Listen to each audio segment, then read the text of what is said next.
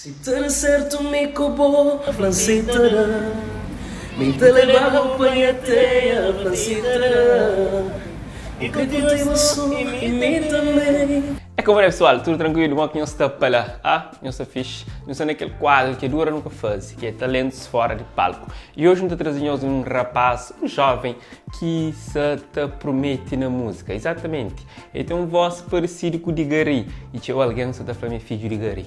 Bom, te espera uma esposa de Gari que está chata, é só brincadeira, é que filho de Gari, na realidade, simplesmente é um fã de Gari, e que canta música de Gari, e que alguns amigos até te chamam de Gari próprio. Exato. Nunca sabe esse nome certo.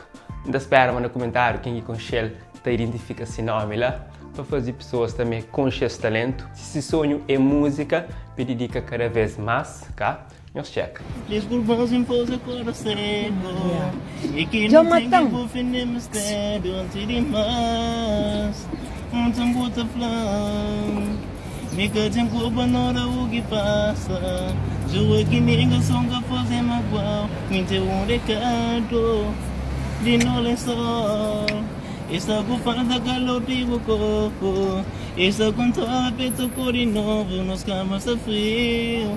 Mesa gente vazio. Tudo na casa da gente falta. Pior de tudo que culpa é de meu. E me tem saudade do beijo. Já choca. Me tem saudade do maço. Não deixa ele, mano. Me tem saudade do teu. Faltarem no doce. Me tem saudade do beijo.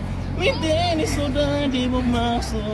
Me tem saudade do teu. Faltarem no doce nas complicidades. Mais uma vez da flow. Desculpa, mais uma vez da flow. Perdoa. Mais uma vez da flow. Nota 1000, a sério. E terá certo amigo boa, francita. Te levava para a terra, francita. E contigo só e mim também. Vou tocar na boca de fica lá. Agora, de 0 a 10, que nota você dá? No comentário, sabe qual é a boa opinião e se você concorda, se tem uma voz igual com o Gari ou não. Deixa no comentário. Mas fica direito, que ele é Nilton Levi, One Love. Vou querer curtir você e me também. Vou trancar na gruta, me fica lá. Minha alma gêmea, minha Cinderela. Porque minha pequena, de linka tu sei. Minha feiticeira, vou comer minha alma. Dona de meu mundo, que eu deixo bem.